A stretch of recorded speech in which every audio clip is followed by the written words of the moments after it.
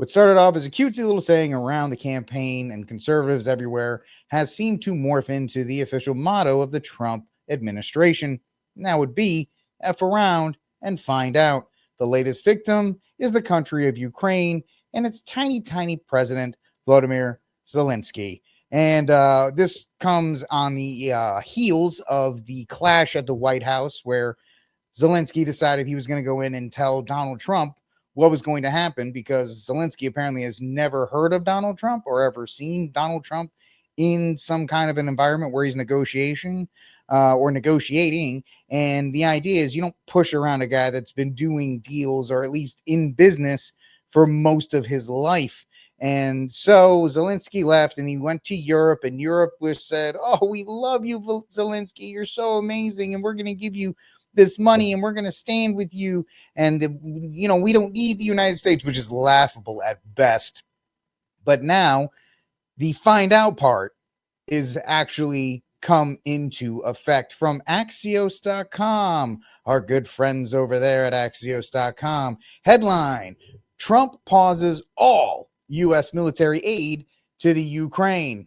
Oop, well, that's going to be a problem, because I know the UK loaned them like a little bit of money, and the French said that they stand with Zelensky in Ukraine. And I know Canada and its prime minister, Justin Trudeau, has come out and say, we stand with them too. And the Swedes and the Spanish and all these others have come out and virtue signaled and said, we stand with the Ukraine. And then Trump's like, that's fine. You can all stand there, but I'm not paying for it.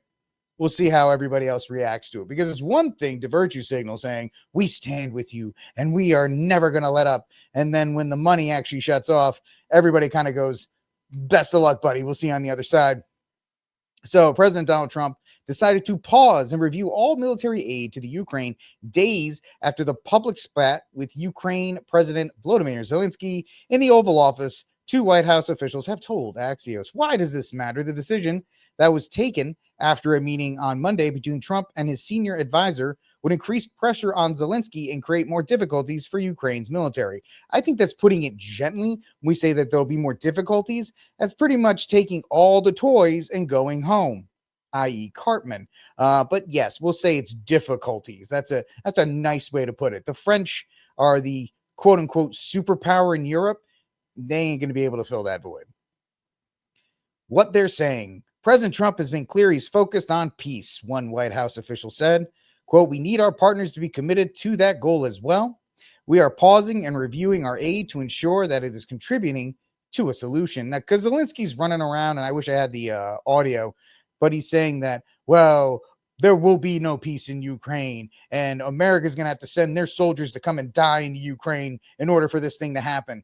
This boy, this dude is writing checks that, well, the USA is not cashing anymore. So he needs to really realize that he's one step away from getting Gaddafi, Saddam Hussein, Osama bin Laden, all these other kinds of things, military leaders that we funded for wars, and then we got tired of them and kind of took them out to pasture, or, old Yellard, if you want to say it.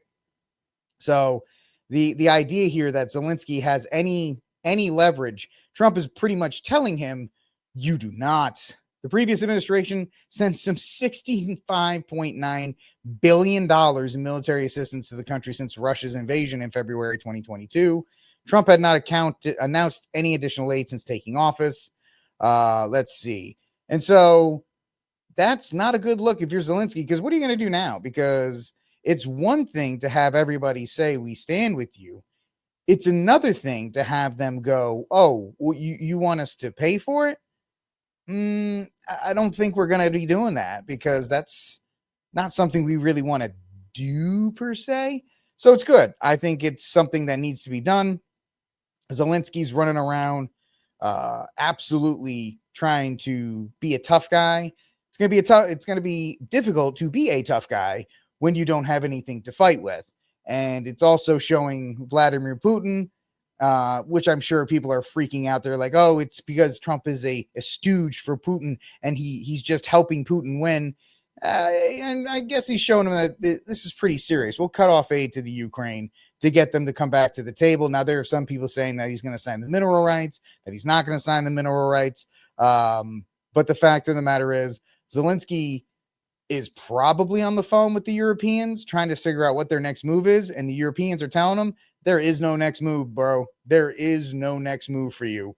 The next move is to crawl on your hands and knees, even though you said you weren't going to go back to the White House, and say, well, yeah, I think what we're doing is, I think we should have peace because we'd rather have the mineral deal and the security of having U.S. interests in Ukraine officially than, try to handle this sucker on their own. But what do you think? Is this a good idea that Trump pauses this military aid? Is it emboldening Putin on the back end? Will Zelensky take the mineral deal?